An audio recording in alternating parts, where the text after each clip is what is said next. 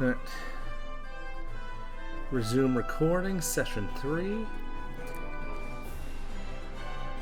Going to be going into the Marsh Cave today, and recording starting in 3. Recording starting in 3, 2, 1, and go.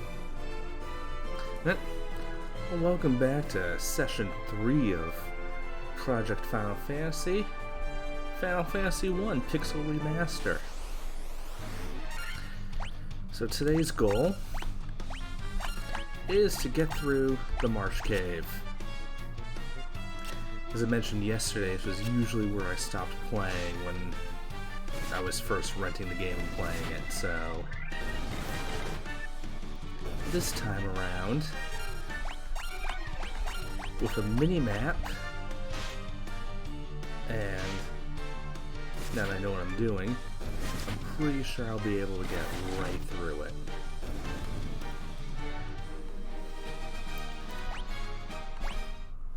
I looked around some discussion forums about this game, and the quick leveling, like I'm level 10 already, not just me. They did change the leveling for this game to make it a little faster. Which makes sense.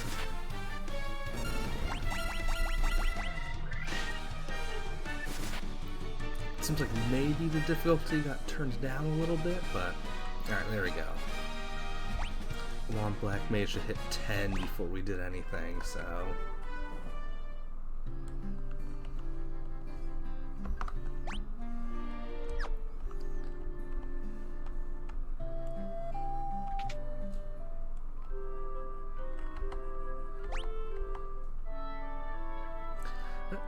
I don't have enough gold to get the level 3 and 4 spells. So I should... yeah, Red Mage and Black Mage have 3 casts each of level 3. But...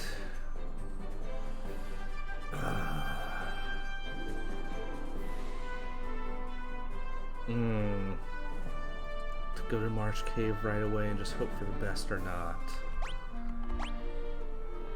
9 potions.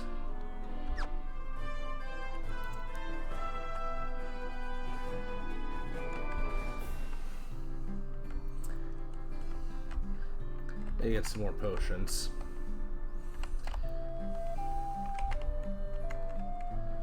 So one of the new things in the remaster is you can sprint, kind of like in Final Fantasy VI with the sprint shoes. Alright. Let's buy some more potions. We'll buy 1 Phoenix down. One thing of eye drops and Echo Grass just in case.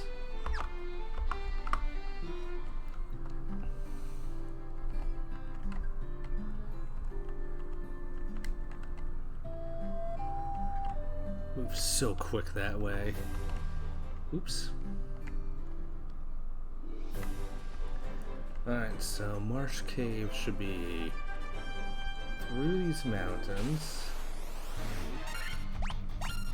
And I think it's just to the north. As if my memory holds.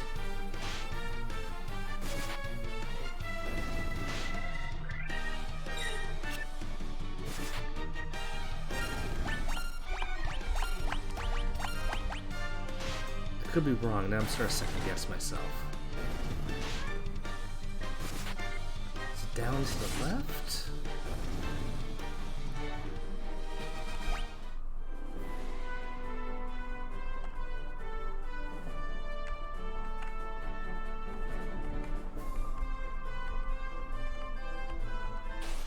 That looks pretty marshy down there.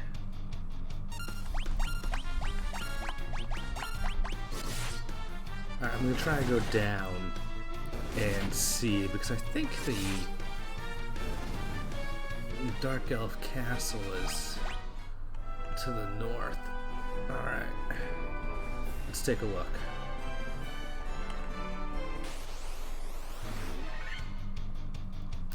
It looks like the right area.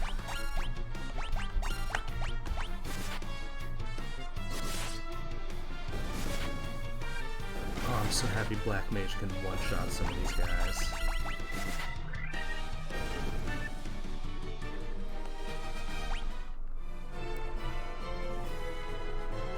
Yes, there it is. Okay.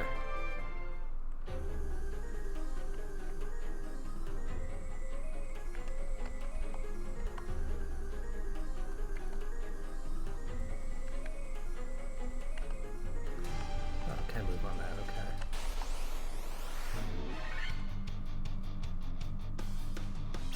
How hard do these guys hit? Ugh.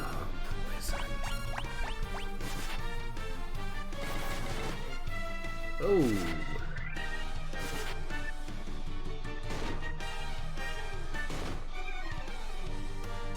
Oh, 2 poison.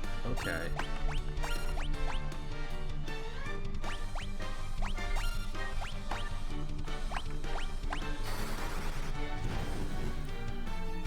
I may be underprepared for this.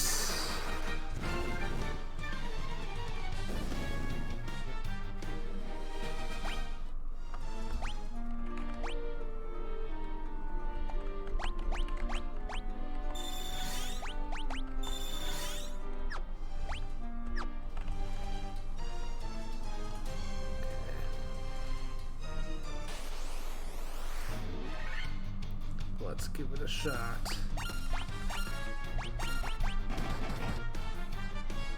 Oh, not as bad as the green. Okay, cool.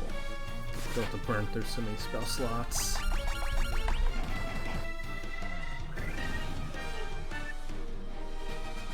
So far, so good.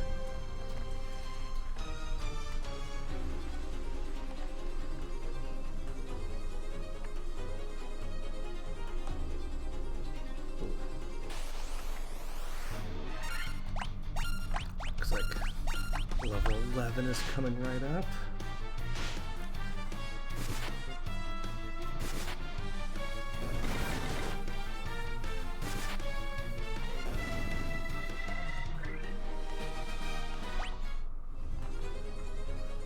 Did they really get poisoned again?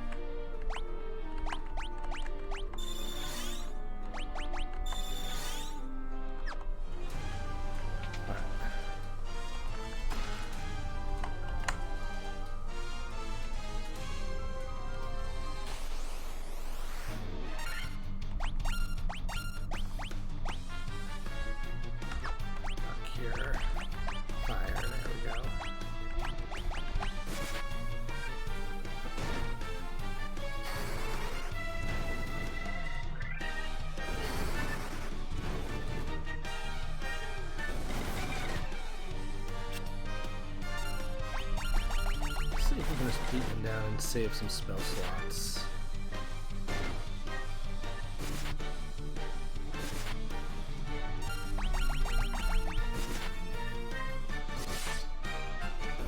Nice.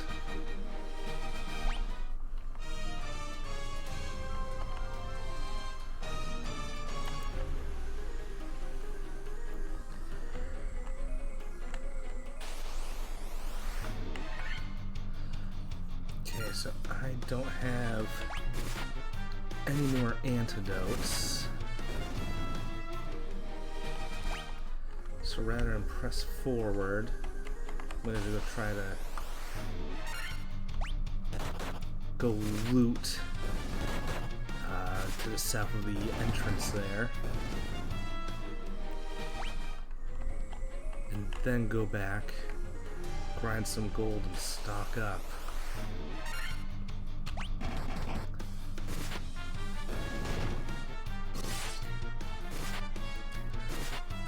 Totally spoiled by modern RPGs and not having to stock up on stuff like this, but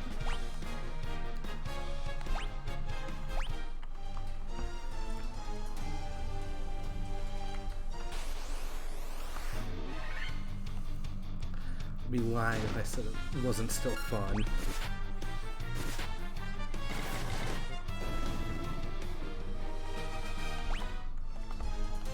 It just feels a lot more like a D&D adventure than the, oh.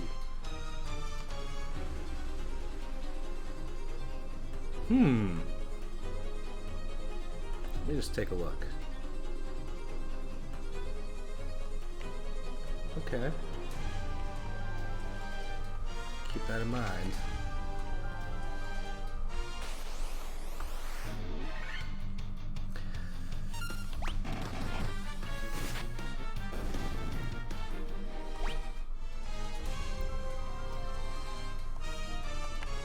And nothing there, okay.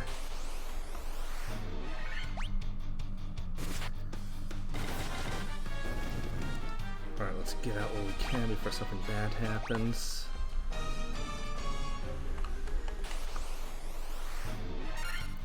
And I missed the exit. So anyways, yeah, it feels more like a D&D adventure than a modern RPG. Just because most of the modern ones, and God, I dare say anything from like a Final Fantasy X to today is more of a modern RPG.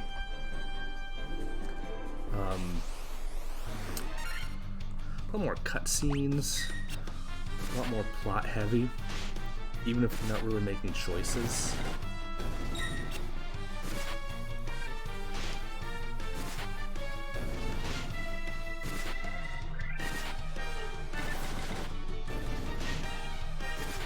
Whereas this is just, here's a general direction to go in, go do it. And we don't have like class skills or anything like that. Once they introduce a job system, well actually before that,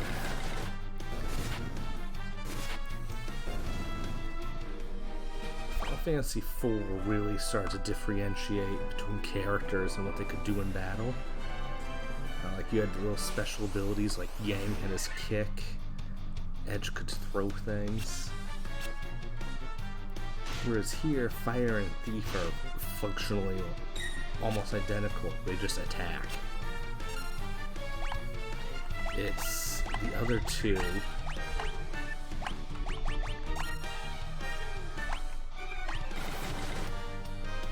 with their buffs, debuffs, that add a little more strategy to combat. So trick is really to just let fighter attack and do his thing for as long as possible.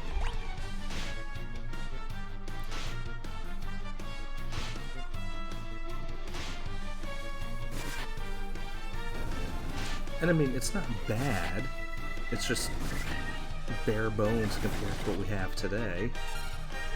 But it works, it's still fun, and I'm still getting a sense of reward when things go right. And I remain on pins and needles, just expecting some random encounter to go horribly wrong for us. Nice.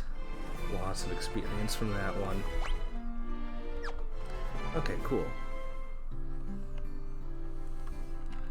I am not going to stay at the inn yet.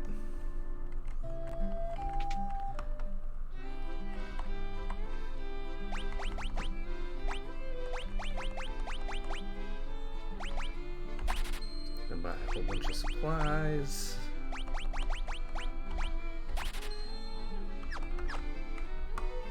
And I go to Black Magic Shop.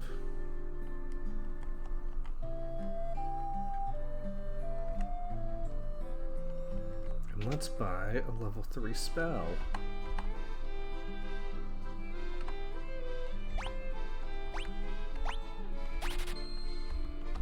Nice.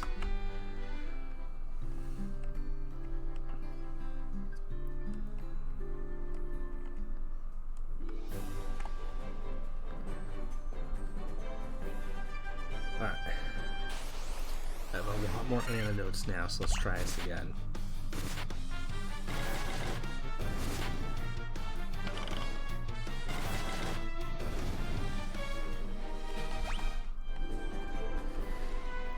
So yeah, even things like the tent item I'm about to use before I go into the Marsh Cave, it's kind of like using a short rest in D&D, just to restore some HP, spell slots, and it doesn't restore as much as a long rest. So it's kind of the difference between using a tent, a cabin, or a house for recovery items.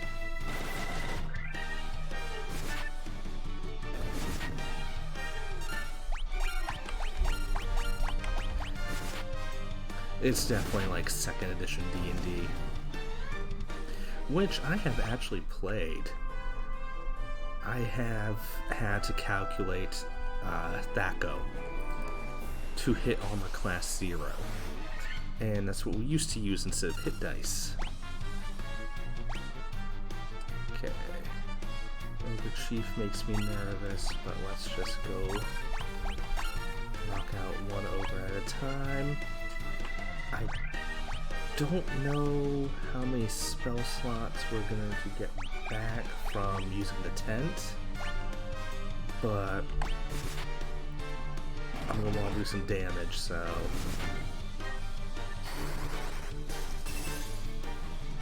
Nice.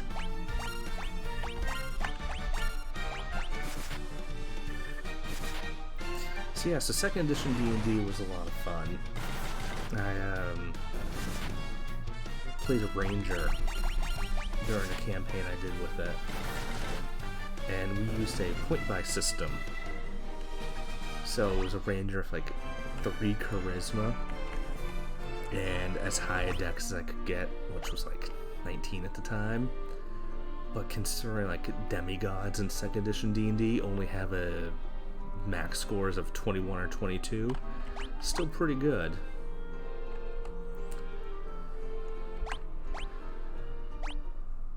Let's stay in the tent.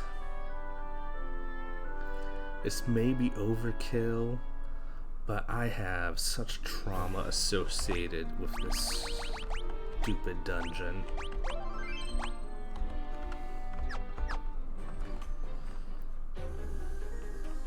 Alright. I'm going to use that rope ladder we found last time.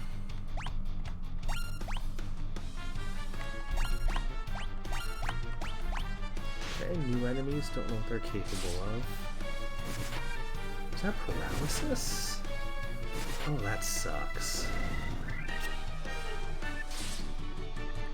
Okay, skeletons are weak enough, even Black Mage killed them, so... Yeah, so that 2nd edition game was a lot of fun, and that was actually also the campaign where there was one member of the party that was really annoying, and he was just not fun to play with. And so the DM set up a scenario where this guy was playing a barbarian and he just always wanted to do the whole charge ahead and kill everything. The rest of the party didn't like that because it would get us into trouble, and it just wasn't really all that fun. It's not a real fun way to play D&D 100% of the time. So, ooh, who's poisoned? I didn't realize. Warrior, okay.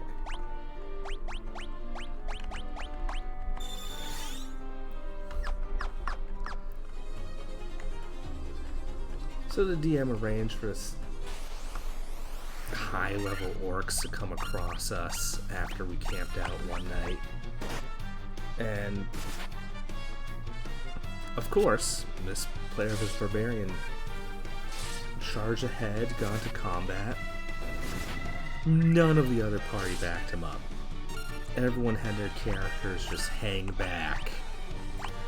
And we didn't do anything to help him. No support rolls, no shooting into combat, no buff spells, nothing. Just stood there and let his character die. I think the player got what had happened.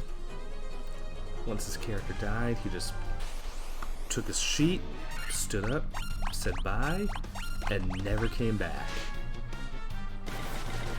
Nothing of value was lost. It was really frustrating. And the rest of the campaign went well after that. It's just irritating when groups have just one person that just throws off the whole dynamic, throws off the whole game. That's a nice level up. Look at that HP, look at that strength. Oh, same thing there. And again. Love it.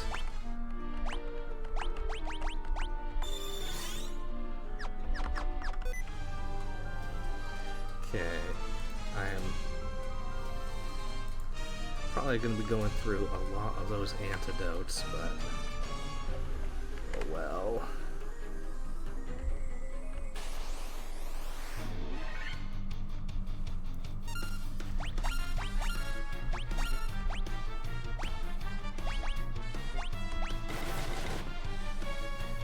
Okay, if he just uses fire, he should be able to kill all three of them before they're able to hit us. No one's poisoned.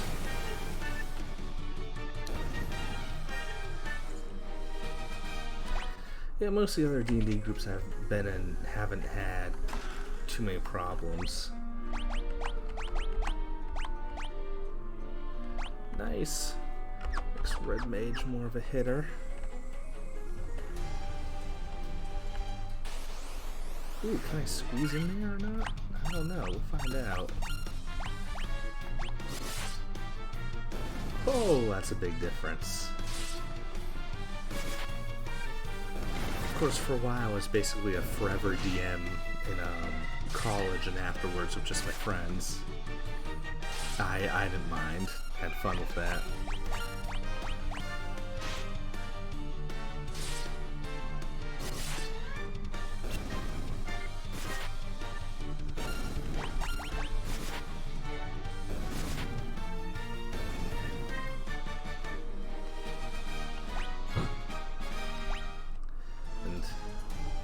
Good, I can walk us through that way. Alright, what we got? Potion, nice.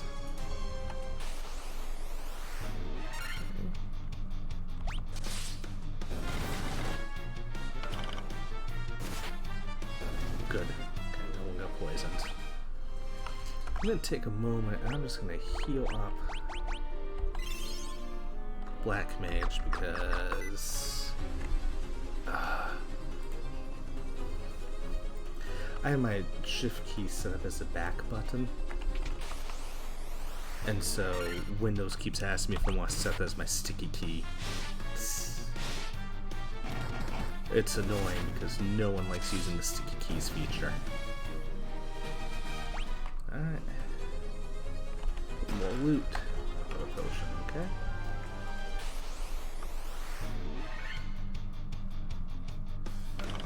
Ooh, this might not be good.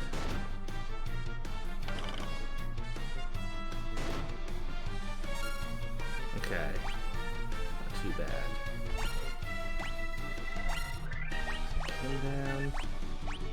Use cure. Just fire on that one. Okay. That should reduce the damage coming our way.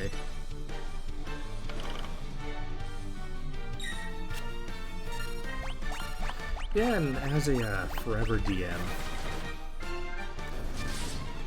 I would use some of the same things with different groups.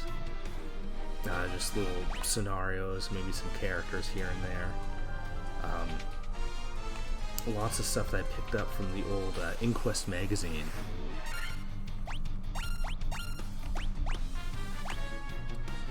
Which I would pick up for most of like the magic articles and stuff.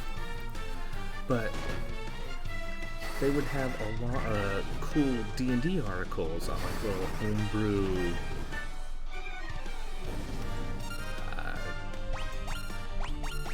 NPC scenarios to add.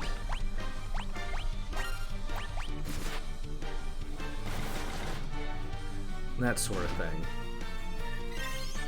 There was a Medusa bounty hunter character that was in there I used a lot. And there was a good introductory adventure with like this lost crown from a caravan that greatly increased the intelligence of whoever was wearing it. And it wound up in a cave with all these fungus monsters. That was always a good introductory campaign. Introductory. God. Stumbling all over my words here. Haven't even started drinking yet, so... Oh! Okay, let's turn off auto attack, because I didn't realize red mage was still set for antidote. Okay.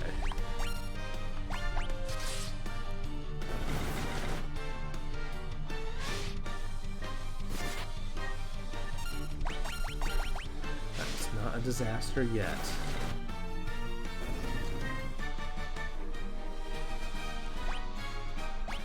I prepared for this.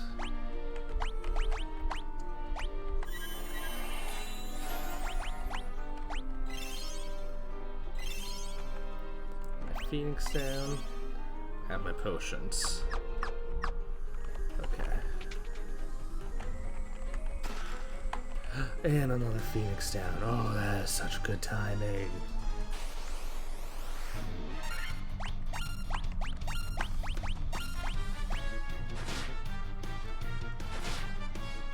Oh, poison again.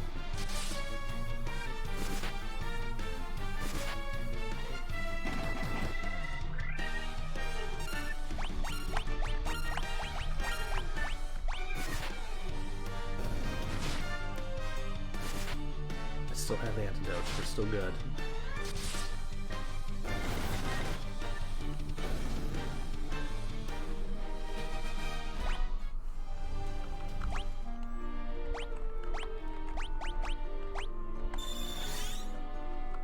Ooh, Experienced Warrior achievement just popped. I have killed 300 monsters already. This is only my 3rd session, and that seems like a lot, but we're doing a lot of combat, so I guess it makes sense.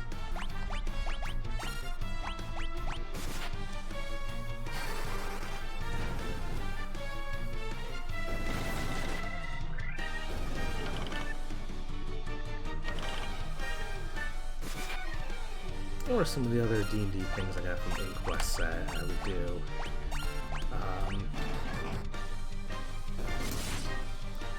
There's an adventure where there was a town that, like, everything was gold, everyone was rich, they had expensive silk everywhere. And it turned out that there was some sort of weird otherworld thing, that's a lot of gold, going on nearby. That would basically like convert matter. So when the PCs wound up going to this other world, kind of like a prison that was nearby, the PCs would become monsters, and I would give them all separate character sheets based off of weird mutant monster types. And they'd have to go through and navigate this place that was just basically just complete body horror, like rivers of blood, weird beings with like mouths and eyes where they shouldn't be, teeth where it shouldn't be, that sort of thing. Very Lovecraftian. And once you got rid of the guy running this little prison dimension, they'd go back to that town and they would find that all the gold and silks and stuff were instead like flesh and bone, and it was transmuted through the prison dimension, and that's why the town got like rich all of a sudden. It was fun just, you know, giving them different character sheets and having them play as monsters for a session or two. It always seemed to go well. Where is that crown?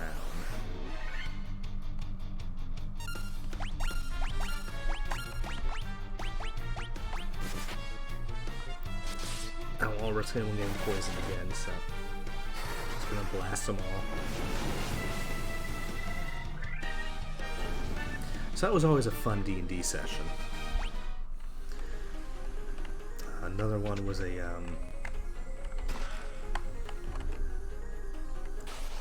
Church of the Machine thing, where there was this city that was all just caught up in worship. And it's because there was this artifact, machine, that was basically siphoning life force, or like faith energy as life force. And it would lead into this whole cult of the machine adventure with corrupted cultists and stuff, and it was a cool way to do the evil cult thing without having to actually incorporate any of the gods of the setting.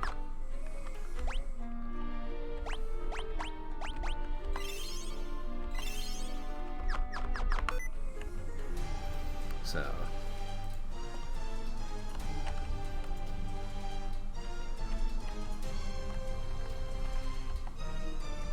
ooh, okay. I'll have to come back.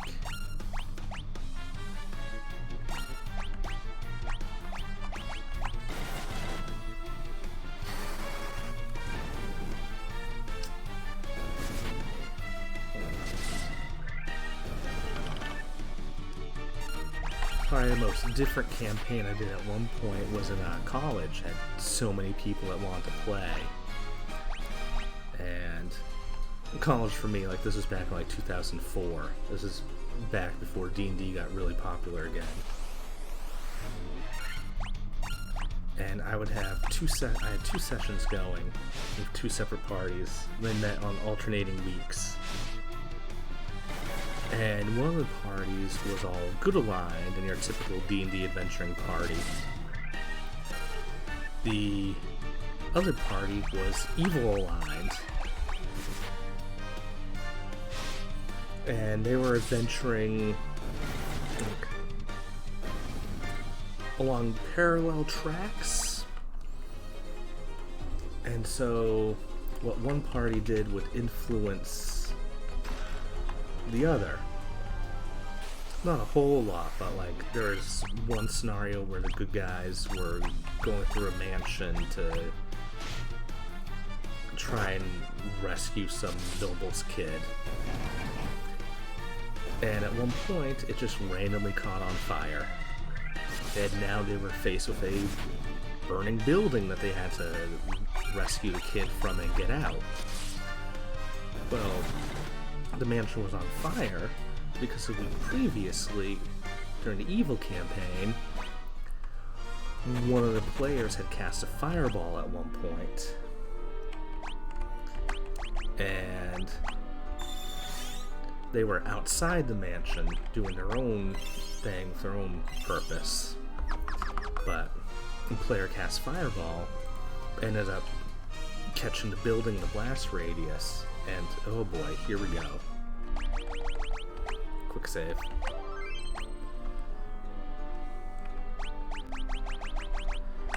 Alright, this is my prior knowledge coming to play. As soon as we go in there and get the crown, it's going to be wizards.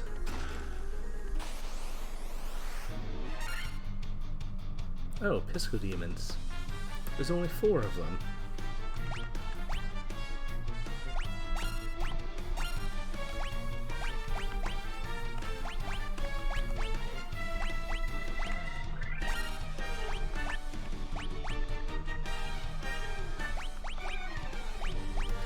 Okay, back in my day,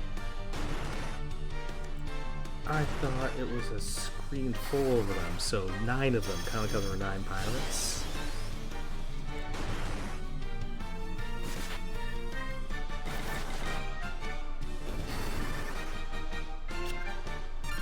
I mean, they're still hitting really hard, so...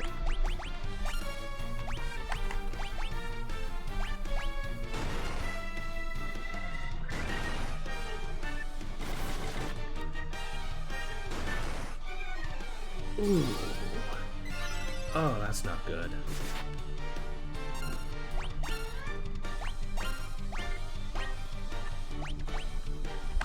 Alright, let's raise Thief's attack as well.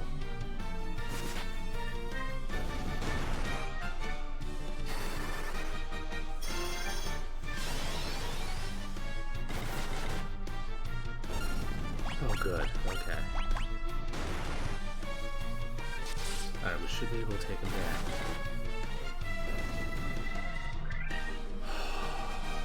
Did it.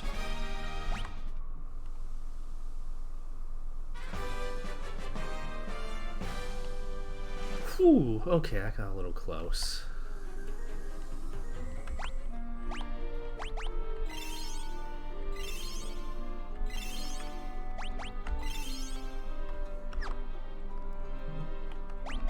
Oh, I have a Phoenix down, that's right.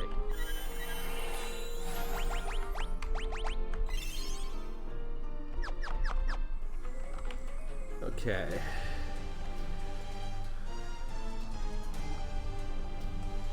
I think the exit was up this way.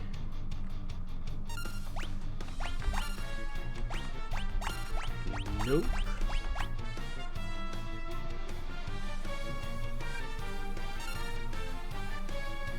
Crap.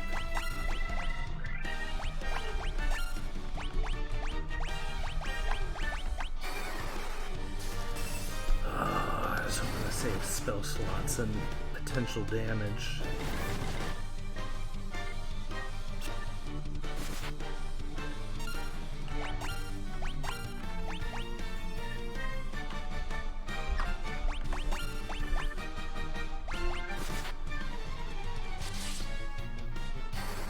I don't want to take too many turns of attacks.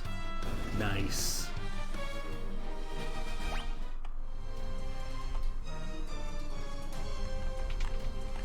Oh. Okay. Copper armlet. Interesting.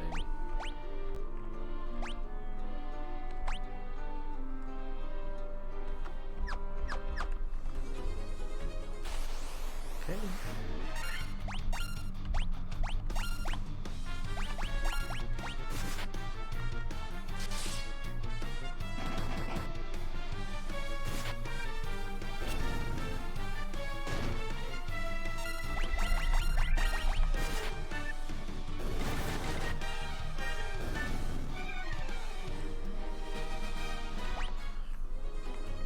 It's having to go in and then having to go out of the dungeon that's so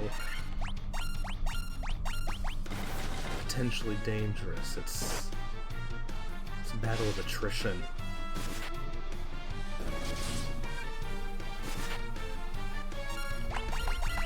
Yeah, so with that D&D campaign with the good and evil parties, eventually there was a joint session, and the parties ended up fighting. And the gimmick was that the winning party would then get to keep their characters and determine the tone of the campaign moving forward. I'm pretty sure the good party ended up throwing that battle, because I mean it was just a complete player versus player throwdown. There was like 4 or 5 on each side.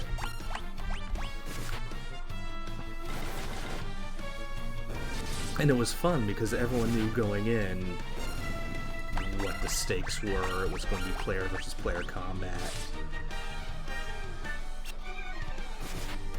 Evil Party won, so when the campaign continued, all the people that were in a good campaign had to make new characters.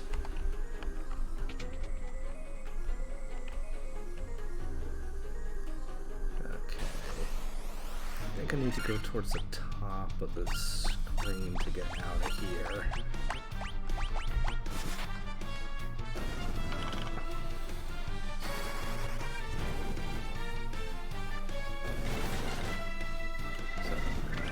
That was probably the weirdest D&D campaign I've ever done. That was all 3rd edition, actually.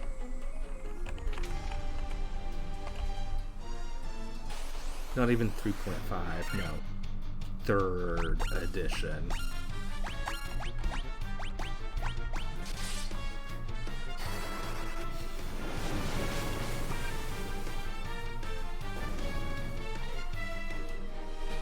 Ooh, nice. About to level up again. Okay. Alright, how to do this? Let's go up this way. Yes. That's where a rope ladder is, okay.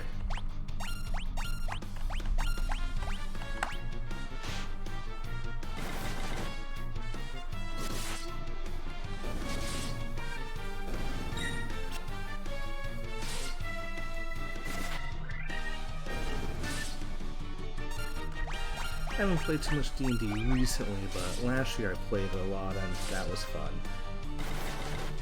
Got to experiment with 5th edition, use some really interesting characters.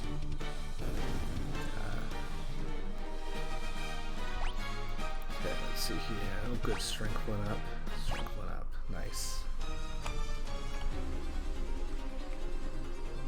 Alright, almost back to the entrance.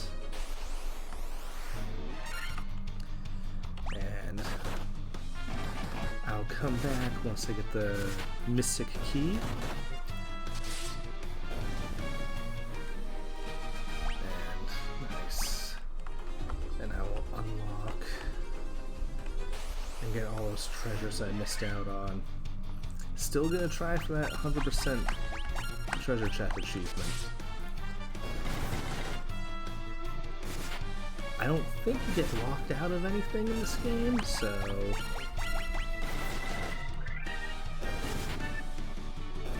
I mean, it should be doable.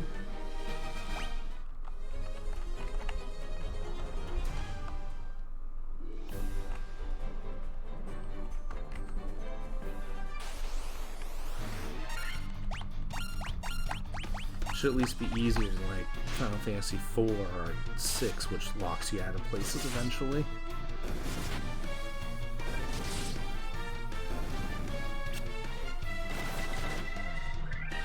That's what I like to see. Okay. Good.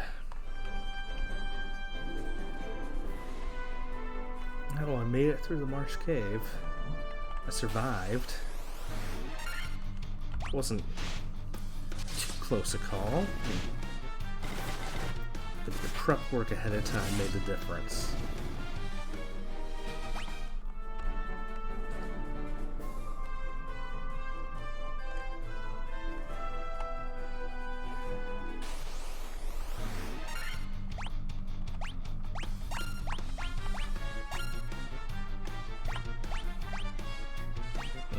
Just in case.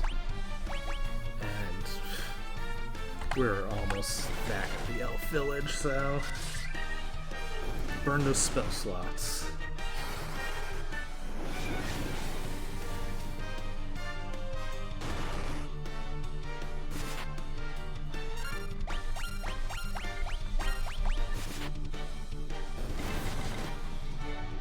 Good, good, good, good, good.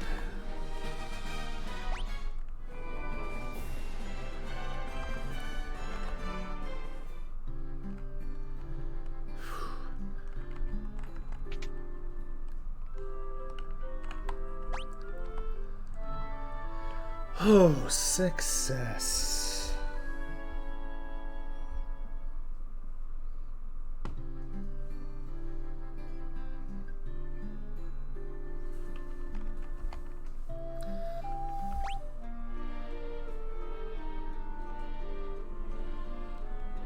Ooh, 11,000 gil. That's terrific. Let's...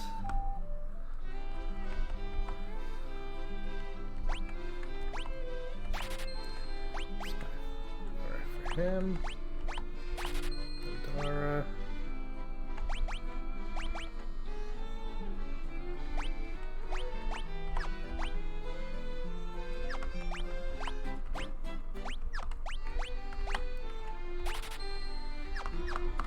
Okay. Black Mage is level 3 spells.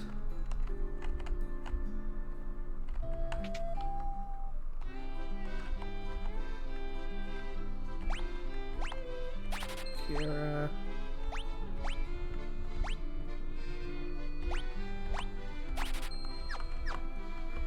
Okay, picking up No Blaze because that'll be helpful later. Here lies Link. It's a gravestone. It's a gravestone. Hmm.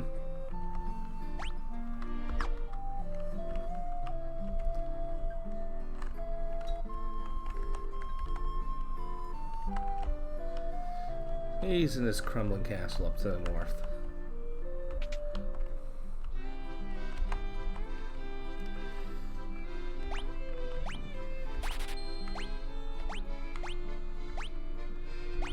Good.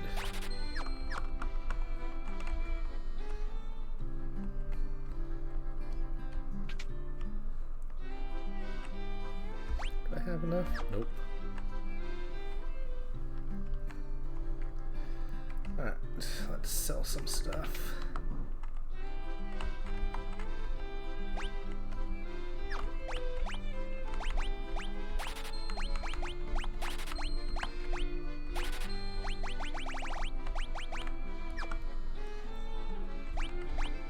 And let's stock up on some more potions. Another Phoenix down. For that 10 just in case. Grab some antidotes.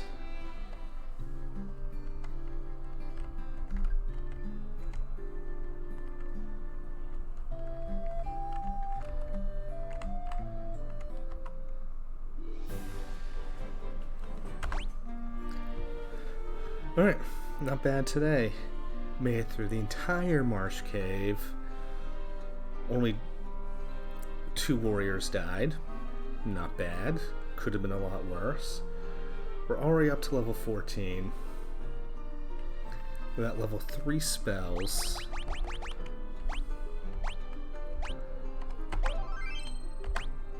We seem to be doing well. Talked a lot of D&D while going through there, which helped stop all my past Marsh Cave trauma from coming out. So, alright, next session. Let's go deal with the Dark Elf.